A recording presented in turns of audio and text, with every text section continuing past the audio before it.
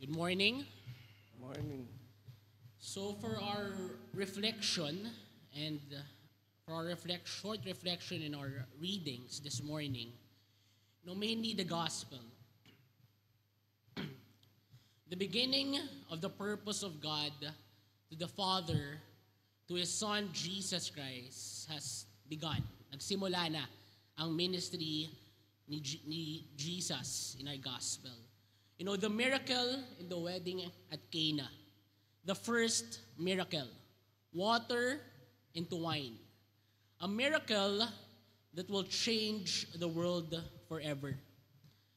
Jesus initiated His first sign as the Messiah, a public sign to the people in changing the water into wine.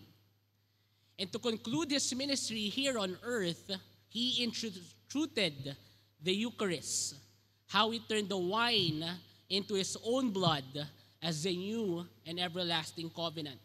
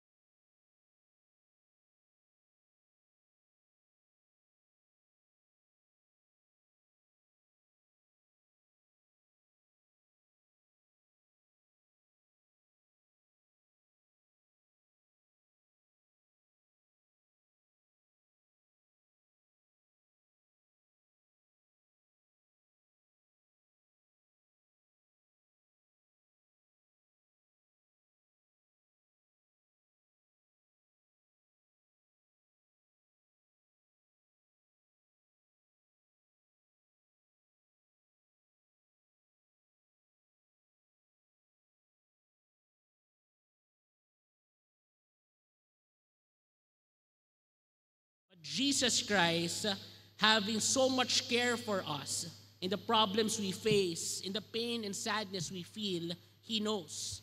Our responsibility is to trust in Him, to believe in His promises and authority. What did Mary say to the servants? Whatever He tells you, do it. Whatever He tells you, do it. That was the command. Those were just the words. Kung anong sabihin niya, gawin nyo. Tapos. The authority of Jesus Christ in the beginning and the obedience of the servants to Him. The servants just met this man for the first time. They can ask, sino ba siya? Makakatulong ba siya sa gagawin namin? Makakatulong ba siya sa problema namin? Who is He? Hindi nga namin kilala yan eh. But no question asked. No doubts. No fears. They just obeyed and believed. And that changed everything. What is the secret to a wonderful life? Surrender everything to God. It's hard sometimes. Agree. Super. Ang hirap ibigay at ipagkitiwala lahat kay Lord. But the joy of our God will be in us. And our joy will be made full. That's the word, that's the promise of God today. God wants to remind us to trust Him fully and just follow His ways. Like Mary's faith that her Son, Jesus Christ, can change water into wine. And as we continue in the season of ordinary time, despite the ordinary and routinary things we do every day, work, school, for others, pasok ka na, it's a great reminder for us in this season that God is always there. That He is within us every day of our lives. But sometimes we tend to choose the wine that the world offers, thinking that it will satisfy our soul, that will answer our problems. We're focused too much on the worldly things, knowing or thinking na yung mundo yung magbibigay ng ginhawa, yung saya, yung tuwa na inaasam natin, na gusto natin mangyari sa buhay natin. Yung mga sagot sa mga problema natin, kala natin, yung mundo yung magbibigay ng sagot nun. But no, it's all temporary. In our gospel, it shows us God's abundance over our lives. That He provides, that He is there. Nakakapagod na minsan ng buhay. Agree, totoo yun. Life is unfair, super. Hindi ko na alam yung gagawin ko eh. Ano na ba? Okay, emotionally drained na ako eh. Pagod na ako eh. Okay, sige.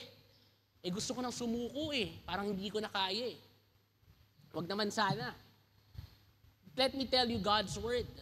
God is there ready to perform miracles for you.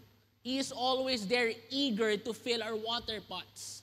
Jesus is our confidence. Like Peter and John in our second reading, regardless of the threatening, the bashing, the bad-mouthing, the people surrounding them, yung pagkukulong sa kanila, they stood fast with boldness, knowing that Jesus Christ is their confidence, knowing that the power of the Lord Jesus Christ is with them, knowing that the Holy Spirit of God overflowing through their lives.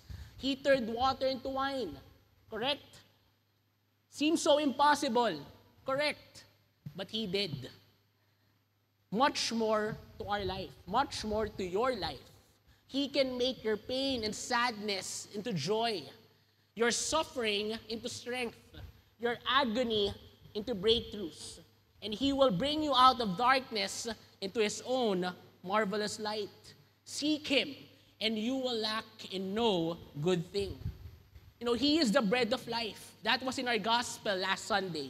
He is the only one we need. He will be the one to satisfy and fill our soul. Now, I want to conclude with what the head waiter said in the gospel. Every man serves the good wine first. And when the guests are drunk, then he serves the poorer wine.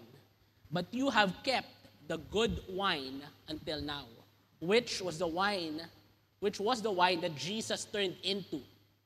A great reminder to us that the best is yet to come in our lives. Andiyan na, parating na. He's preparing something great for our lives. We just need to hold on and let God be the God.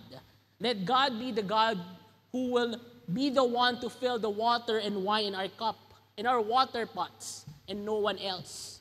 The best and good wine, provisions, healing, breakthroughs are already being made by our Lord Jesus Christ for us. We only have to believe, to obey and submit to His authority over our lives, and we will see His glory.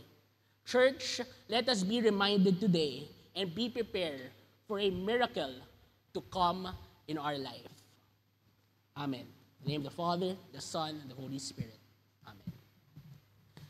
Please stand.